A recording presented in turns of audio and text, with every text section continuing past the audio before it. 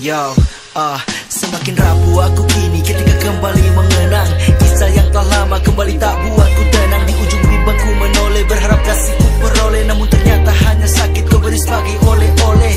Hampa menatap pada jalan yang telah kupilih.